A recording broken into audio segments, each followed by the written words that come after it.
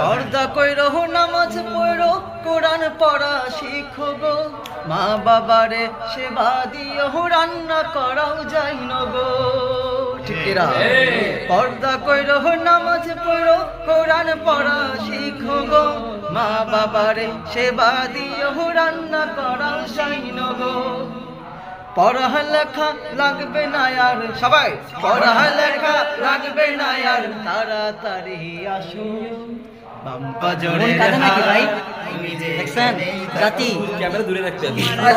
জামাই কিন্তু লজ্জা পাইছে। আমরা ভাইরাসকে দিয়ে কুরবানি ভাইয়ের কুরবানিতে আসছি। ভাই এভাবে মানুষের ইজ্জতের উপরে আঘাত হানাটা ঠিক না।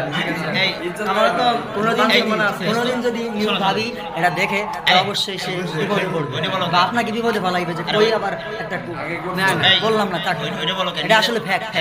নিজের বিবাহতে নিজেই সঙ্গীত গাচ্ছে বিবাহে।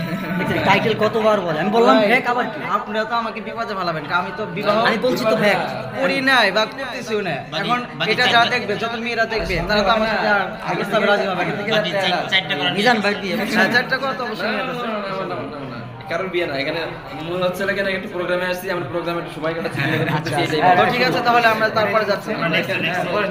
তো এখনকার বর্তমানে মেয়েদের কিছু হালাত আমি তুলে ধরি। সেটা হচ্ছে যে এখনকার মেয়েরা আধুনিক আর মেয়েরা সব কি, তারা ফেসবুক চালায়, মেসেঞ্জার চালায় কিনা, মেসেঞ্জার চালায়, ইমো চালায়, আরো কত কি চালায়, আল্লাহ ভালো জানে। ঠিক কিনা?